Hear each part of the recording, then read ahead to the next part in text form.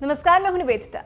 जिस तरह से दुनिया बदल रही है, ठीक उसी तरह देश भी बदलने लगे हैं और अपने देश के लोगों को सुरक्षित रखने, पैसे के नए अवसर खोजने और अपनी सीमाओं को सुरक्षित करने के लिए नए नए हथियार तैयार कर रहे हैं। इसी कड़ी में सऊदी अरब भी पेट्रोल डीजल की निर्भरता कम करने के लिए काम कर रहा है। सऊदी अरब की माने तो वो लाल सागर के किनारे एक नया शहर नियोम बसाने वाला है और इस शहर को बसाने के लिए सऊदी सरकार $500 अरब लगभग 380 अरब पाउंड की लागत से शहर बना रहा है, जहां पर उड़ने वाली कारें होंगी, रोबोट घरेलू काम करेंगे। सरकार की योजनाओं पर गौर करें तो यहां 10 लाख लोगों को बसाने की योजना है।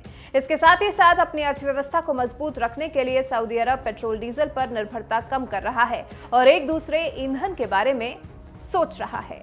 जानकारों की माने तो सऊदी अरब अब ईंधन की जगह ग्रीन हाइड्रोजन का प्रयोग करने वाला है। अमेरिकी company air products and chemicals पिछले 4 साल से नियोम में एक ग्रीन हाइड्रोजन प्लांट लगा रही है।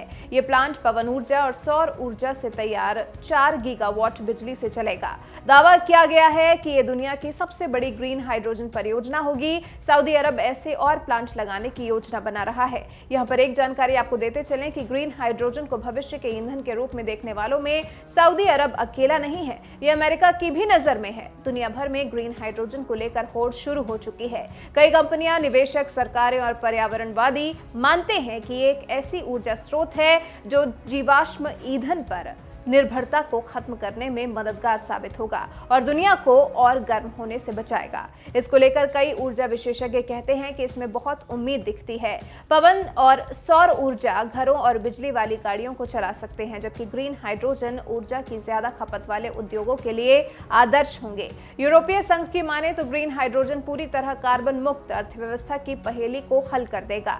ईंधन स्रोत के रूप में हाइड्रोजन की चर्चा तो दशकों से हो रही थी, लेकिन इसकी तकनीक तैयार नहीं थी। वैसे कुछ लोगों को इसकी सफलता पर अब भी संदेह है, लेकिन जानकारों की माने तो बड़े पैमाने पर इसे अपनाने में कई मुश्किलें हैं। आलोचकों का तर्क है कि स्वच्छ ऊर्जा कहलाने के लिए ग्रीन हाइड्रोजन को अक्षय ऊर्जा स्रोतों से भारी पैमाने पर बिजली की जरूरत होगी। पानी को हाइड्रोजन और ऑक्सीजन अणुओं में तोड़ने वाले इलेक्ट्रोलिसिस प्लांट को चलाने के लिए अक्षय ऊर्जा का विस्तार करना होगा। हाइड्रोजन उत्पादन का सबसे प्रचलित तरीका प्राकृतिक गैस से हाइड्रोजन अलग करना है। प्राकृतिक गैस को भाप से प्रतिक्रिया कराने पर हाइड्रोजन, कार्बन मोनोऑक्साइड और कार्बन डाइऑक्साइड निकलते हैं। मीथेन से हाइड्रोजन बनाने के इस परंपरागत तरीके में कार्बन डाइऑक्साइड का उत्सर्जन होता है, इसलिए ये जलवायु के लिए अनुकूल नहीं है। इस तरह से बनाए गए हाइड्रोजन को ग्रे हाइड्रोजन कहा जाता है और इसी हाइड्रोजन का प्रयोग नियोम शहर में होगा।